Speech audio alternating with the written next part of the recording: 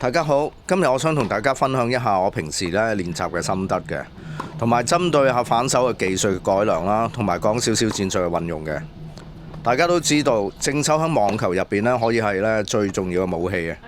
無論係進攻定係底線對拉啦，正手都係最常用嚟製造威脅嘅擊球嘅。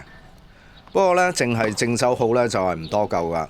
咁相信大家都有試過啦，俾對手刻意咁針對住個反手嚟攻啦。特別係你個反手相對弱啦，咁對手就會不停咁攻你反手嘅。所以我哋一定要練好個反手技術，無論係上旋啊、切削啊，定係放短球都要有信心咁應付啦。咁呢個 game 先可以好玩嘅。首先有個建議俾大家啦，練波嗰陣就記得放個 target corner，因為有 target corner 一定會比冇 target corner 咁漫無目標咁打個效果好好多嘅。另外最好就有志同道合嘅朋友一齊練波啦。鬥波當然好玩啦，不過想進步就一定要練波喎。今日同我一齊練波嘅就我好朋友Coach Terry 啊。我哋係識咗成20年㗎啦，每個星期都會一齊練波嘅。另外fit 波進唔進都好重要喎。如果大家揾唔到朋友幫手咁發球機都係一個好嘅選擇嘅。首先講下反手上旋球啦 ，Top Spin Backhand 啊。呢個技術響底線對抽就係好實用嘅。反手上旋嘅技術嘅重點就係由低向上嘅揮拍軌跡咁製造個旋轉嘅。如果你覺得自己個反手上旋球打得唔係咁理想有可能係因為個準備動作唔夠做啦，又或者係個擊球太貼近個身體啦。我之前都拍過一條片嘅，就專門係講反手上旋嘅入門嘅片嚟嘅。由握拍轉身揮拍到完成個動作都有詳細嘅示範嘅，大家可以揾翻嚟參考下啦。跟住嚟練咁就更加容易掌握啦。講完上旋就係講下個反手個切削球啊。Slide backhand 呢個技術喺網球入邊係一個非常實用嘅防守同埋變化武器。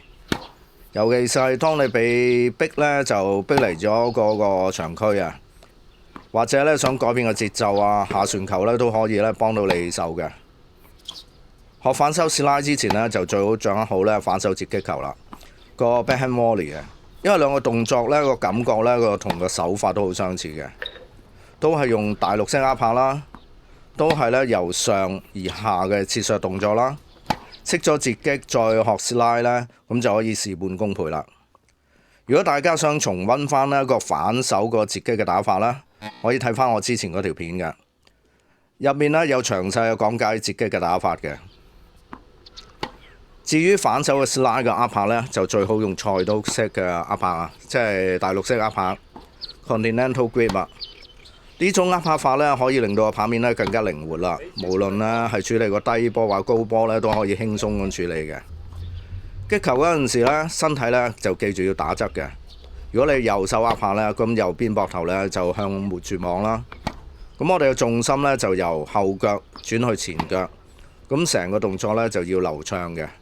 拍面就稍為打開啦，由高向低咁樣斜切落去，咁令個波就產生個下旋向前滑行啦。好多時初學者最易犯嘅錯誤就係個身體過早打開，或者個拍面太直啊，令到個切削落嚟個波就冇咩旋轉啦，同個壓迫感啦。咁有少少變咗好似推波咁樣啦。呢一方面就要特別留意啦。練習嗰陣就要刻意咁樣保持個身體向側內少少，咁等擊球完成咗之後先慢慢轉身喎。最後想同大家分享就係反手嘅放短球啊 ，drop shot 嘅打法。呢個技術其實幾好玩嘅，但係 drop shot 就係好講究嘅手感啊同 timing 嘅，用得好就可以令到對手措手不及嘅喎。不過記住啊，如果你企得太後就最唔好啦，咁勉強咁用啦。因為一嚟就難控制啦，二嚟對手就更多時間就準備向前咁樣回擊嘅，咁隨時就變咗送咗叉燒俾對方嘅。你想放短球嘅時機就當你進入咗場區啦，或者對手受壓迫向後退啦，咁呢個時候放短球嘅效果就會好好啦。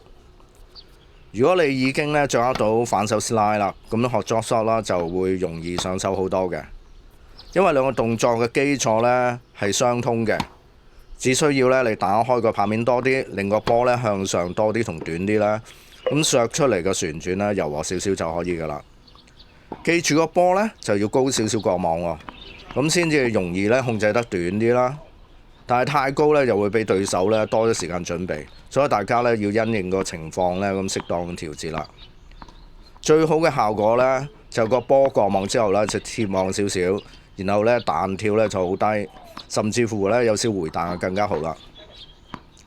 練 drop shot 嗰陣時呢，就最好啦，能夠做到呢過咗網之後呢，2下彈跳呢先至去到個發球線，咁就算合格㗎啦。當然啦，可以做到3下彈跳啦，咁啊更加理想啦。今日咧同大家咧就分享到呢度啦。如果大家有咩問題啊，或者想我拍片咧講解下其他技術嘅咧，可以咧隨時咁樣聯絡我喎。下次見啦，拜拜。